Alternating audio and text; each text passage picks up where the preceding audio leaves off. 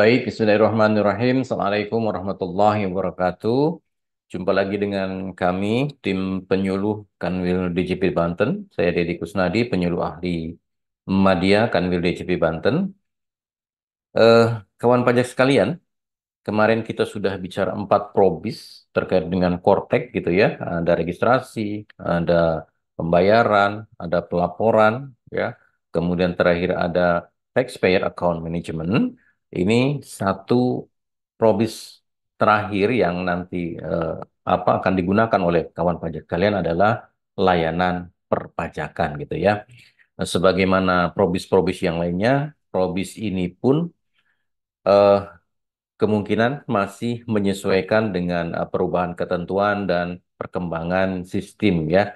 Oleh karenanya perubahan-perubahan yang nanti akan terjadi setelah penyampaian probis ini nanti kita lakukan pembaruan terkait dengan materinya kawan pajak sekalian ya. Baik, mari kita ikuti pembahasan terkait dengan proses bisnis layanan perpajakan. Ya. Baik, saya akan berpindah ke mode slide kawan-kawan sekalian.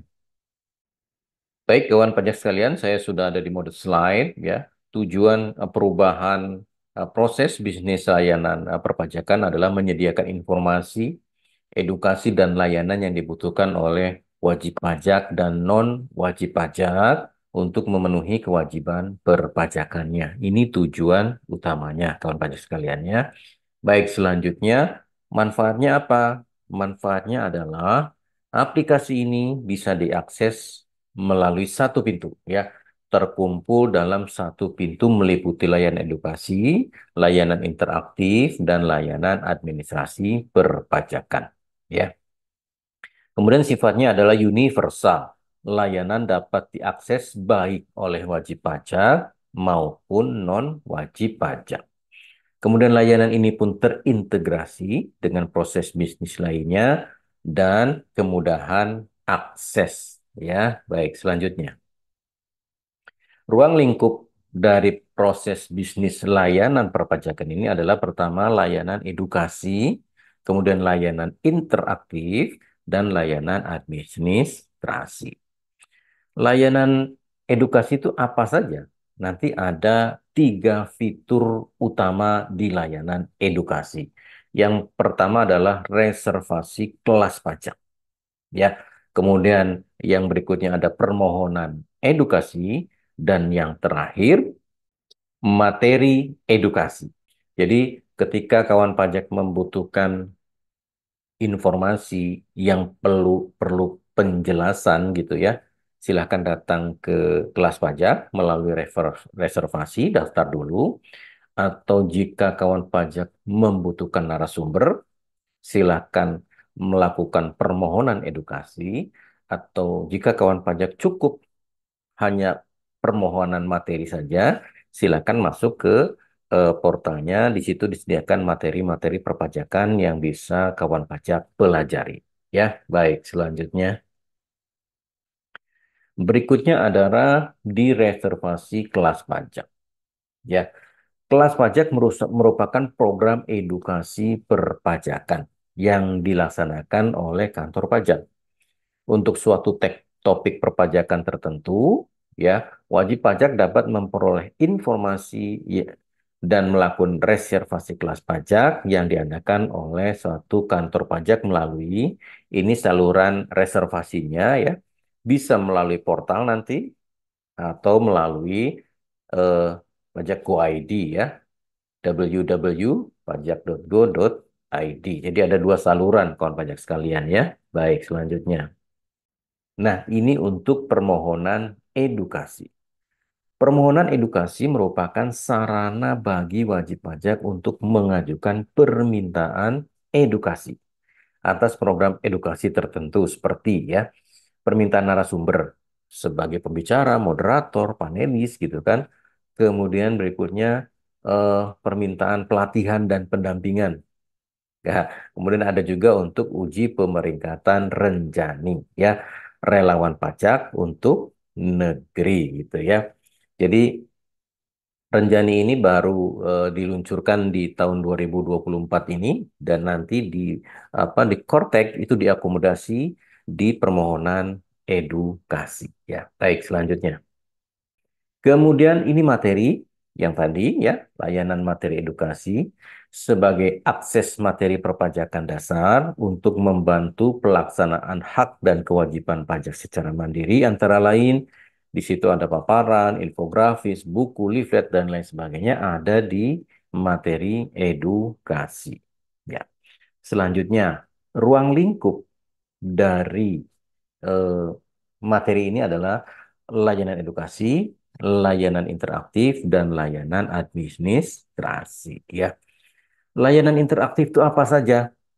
Ya, di layanan interaktif itu tersedia informasi perpajakan, ada pengaduan, ada saran, dan apresiasi. Ya, baik. Selanjutnya. Kemudian informasi perpajakan akan berisi informasi umum perpajakan seperti penjelasan ketentuan, peraturan perpajakan, pelaksanaan pementuan hak dan kewajiban adanya di informasi perpajakan, termasuk mungkin nanti penegasan-penegasan atas aturan tertentu gitu ya, kalau pajak sekalian. Baik, selanjutnya. Ini adalah pengaduan ya. Jadi kawan pajak bisa mengadukan ya layanan yang ada di kantor pajak melalui portal wajib pajak. Disediakan tempatnya gitu ya. Pengaduan yang disampaikan oleh wajib pajak dan atau non wajib pajak dapat berupa ini jenis-jenis pengaduannya ya, kode etik dan disiplin pegawai. Kemudian pelayanan perpajakan, kemudian ada juga tindak pidana perpajakan. Ya, tiga tiga jenis pengaduan ini bisa kawan pajak gunakan jika ditemukan ada hal-hal yang menyimpang tentunya. Kalau tidak ada ya nggak usah dipakai gitu ya. Baik, selanjutnya. Kemudian apresiasi ya, berupa penghargaan atau ucapan terima kasih dari wajib pajak atau non wajib pajak yang dapat disampaikan melalui saluran online dan offline termasuk media sosial resmi DJP. Jadi ketika kawan pajak dilayani dengan baik oleh petugas pajak, kemudian merasa terbantu, mendapatkan ilmu, silakan berikan apresiasi. Seperti itu. Ya. Kemudian saran, ya, jika ada hal-hal yang kurang, kawan pajak bisa mengajukan saran atau memberikan saran ya, perbaikan, fasilitas, sarana, dan lain sebagainya. Ya, baik. Kemudian ini layanan interaktif. Interaktif itu berarti ada dialog ya, dua orang. Jadi ada yang memberikan informasi, ada yang menjawab informasi. Itu bisa melalui kontak center, ya, melalui portal wajib pajak, melalui website resmi DJP, melalui website pengaduan, dan melalui kantor pajak dengan cara datang langsung gitu ya untuk layanan ini layanan administrasi yang ketiga ya. Edukasi sudah, interaktif sudah, sekarang layanan administrasi. Administrasi itu apa, Pak? Layanan untuk menerima pemberitahuan, pengajuan permohonan administrasi perpajakan, dan menerima laporan produk layanan administratif gitu ya. Ini contoh ya, surat keterangan PPh final untuk UMKM ya, KSWP, permohonan SKB itu masuknya di layanan administratif ya. Eh, Medianya melalui apa? Bisa melalui website atau portal wajib pajak, bisa menghubungi langsung ke call center atau datang langsung ke kantor pajak terdekat ya. Baik. Kemudian ini portal wajib pajak yang tadi kita sampaikan ini untuk pengajuan layanan administrasi melalui portal wajib pajak ya. Ini kalau pengajuannya melalui portal akan terdapat proses autentifikasi akses melalui akun portal wajib pajak. Jadi nanti ada autentifikasi, jadi tidak sembarangan yang mengajukan layanan administrasi ya. Kemudian ada di situ sertifikat elektronik, ada juga e-kuasa atau elektronik, surat kuasa elektronik gitu ya. Baik, selanjutnya. Nah, ini untuk layanan administratif, ya. Pembaruan proses bisnis layanan perpajakan akan menjadikan proses bisnis layanan administratif lebih andal sehingga memberikan manfaat antara lain. Ini jika nanti portal wajib pajak di Kortek sudah berjalan, ya, ini manfaatnya. Pertama, simplifikasi atau kemudahan layanan, ya. Kemudian efisiensi tentunya, validasi, jadi datanya memang valid gitu ya. Kemudian streamline proses penyederhanaan dan percepatan proses bisnis. Dan yang terakhir adalah omni-channel dan borderless. Jadi bisa disampaikan dimanapun, begitu ya. Baik. Nah, itu kawan pajak sekalian, itu terkait dengan layanan perpajakan. Jadi ada layanan edukasi, ada layanan interaktif, dan ada layanan administratif. Ya, ketiga layanan ini bisa kawan pajak dapatkan melalui portal wajib pajak di Kortek yang baru. Ya, kita tunggu saja berlakunya Kortek yang baru. Nampaknya kawan pajak sudah tidak sabar mencoba Kortek yang baru gitu ya. Baik.